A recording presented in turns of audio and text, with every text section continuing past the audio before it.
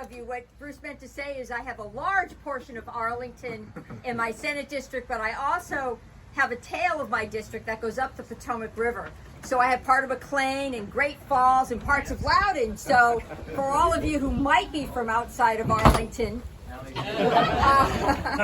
you are very welcome here. We want to thank you, first off, for coming. Thank you for supporting the LGBTQ community and the agenda.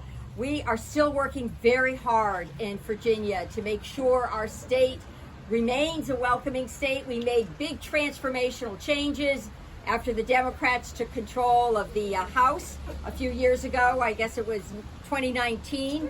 But we need to keep it up. We have statewide elections going on, and I think you all need to be engaged. You really do. Virginia still has a history of flipping, and I believe that equality needs to be a mainstay. It needs to be something that unites us. It needs to be something that everybody embraces and stands for. And it's just really important in my heart, and I really, really hope that you can get engaged, at least on that issue. I'm not going to tell you how to vote, but I sort of gave you a hint. But we do need you. Our biggest enemy, of course, is apathy, and we just can't tolerate apathy. We can't. This is a democracy, and everybody has an obligation to get involved, to participate, to have your voices heard, and to ensure that we have equality and protection for everybody. So you've got to get involved, and tell your friends about the election, and do some research on the candidates, and talk about what you care about, because we all want to hear. So lastly, I will just say I'm actually not on the ballot. I'm in the state Senate. I will not be running for re-election until 2023, but I hope I see you then.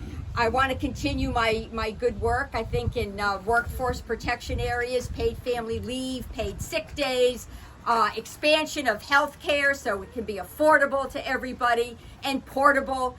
And of course, I want to continue to work on voter rights and access to voting and some criminal justice reform. So those have been my issues. I have done a lot in the environment as well, because I know our future depends on a greener, cleaner world, and we can do our part. So that's it. I'm not going to take any questions unless you want me to, but I think you have other speakers. Yeah, and I just want to give a shout out to Freddie. He's always in our community. He does all kinds of amazing things. Not only do you run a great restaurant that's inviting to everybody and just first rate, you invite us to your home, and you do all kinds of things for nonprofits. So thank you, Freddie, and thank you, Bruce and TJ, and all of you.